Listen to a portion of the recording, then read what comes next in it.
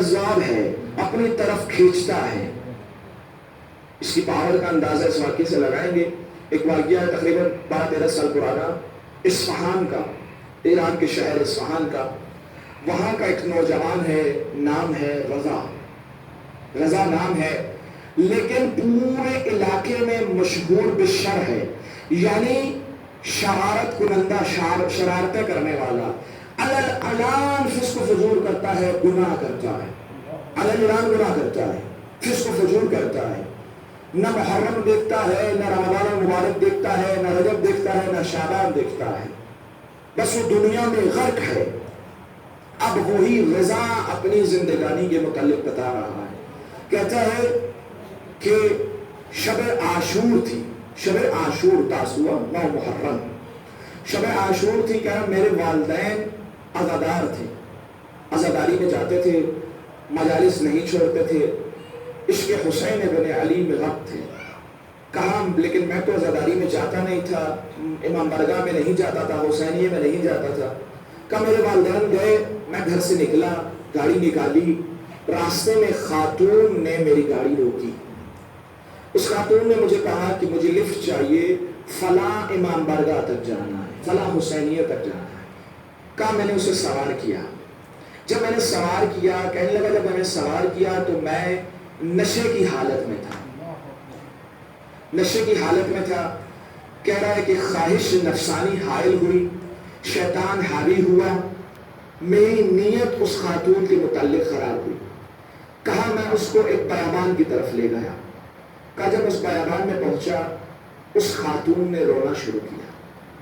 اس خاتون نے مجھے بڑے واسطے دیے، کہا کہ دیکھو شب عاشور ہے، رجب شب عاشور ہے، محرم ہے، حرام مہینہ ہے، اس کے تقدس کا خیال کرو۔ کہ میں نشے میں تھا، مجھے کچھ سمجھ نہیں آ رہی تھی۔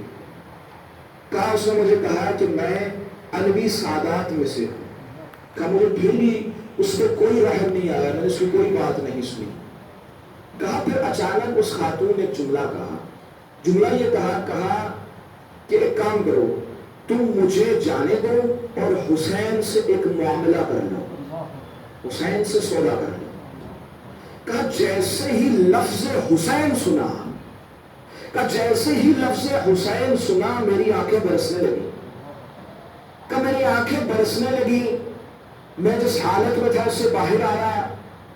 کہا میں اس خاتون کو اس امام برگاہ کے دروازے تک چھوڑ کے آیا، دل چاہ رہا تھا کہ اندر چلا جاؤں، لیکن میں دیکھ رہا تھا مولا میں تو بہت گنہگار ہوں، میں جاؤں تو جاؤں کیسے؟ پھر یہ کہ میں اپنے گھر لوٹا اور ٹی وی چلایا، روشن کیا، ٹی وی چلایا، ٹی وی پہ کربلا سے لائیو مناظر دکھائے جا رہے تھے۔ کہا لائیو ذریعہ حسین ابن علی دکھائی جا رہی تھی۔ کہا میں وہ ذریعہ دیکھ رہا تھا اور روتا رہا۔ کہہ رہا ہے کہ پتہ نہیں چلا کب پوری رات گزری اور نماز صبح ہو گئی، وقت صبح ہوا، والدین لوٹے، دک الباب ہوا۔ جیسے ہی گھر میں داخل ہوئے، کہا رضا یہ تم نے گھر میں کیا کیا ہے؟ تعجب سے پوچھا کہ کیوں، کیا ہوا؟ کہا ہمارے گھر سے حرم سید الشہداء کی خوشبو آ رہی ہے، حرم سید الشہداء کی خوشبو آ رہی ہے۔ کہا وقت گزرا، روز عاشور، میں اسی امام بارگاہ میں گیا جہاں لوگ مجھے فسق و فجور کرنے والا، شرارتیں کرنے والا اس کے نام سے جانتے تھے۔ کہ جب میں گیا ہر شخص مجھے پوچھتا تھا رضا تم امام بارگاہ میں، تم عزاداری سید الشہداء میں؟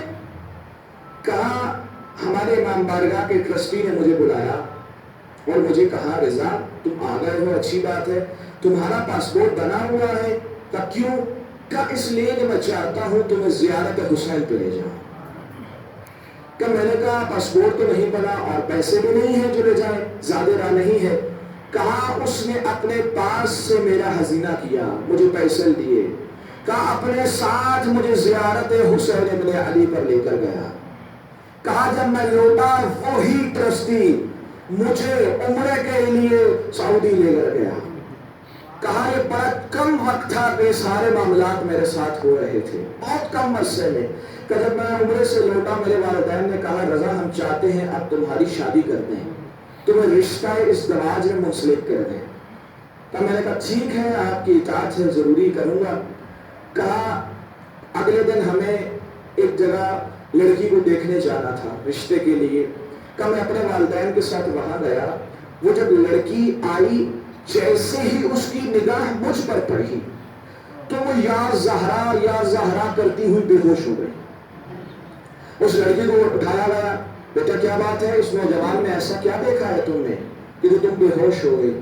کہا کل رات خواب میں جناب سیدہ زہرا سلام اللہ علیہا آئی تھی اور مجھے کہا تھا کہ میرے حسین کا ایک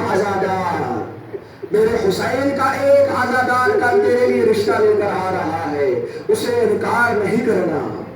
اب معلوم ہوا عزیزو اس میں حسین کی طاقت کیا ہے. اگر صدق کے دل سے یہ نام حسین سنا جائے یا محسوس کیا جائے تو حسین کی نگاہ ایسی ہوگی کہ وہ دنیا میں تمہیں کبھی اکیلا نہیں چھوڑیں گے. عزیزو بس عزیزو وقت تمام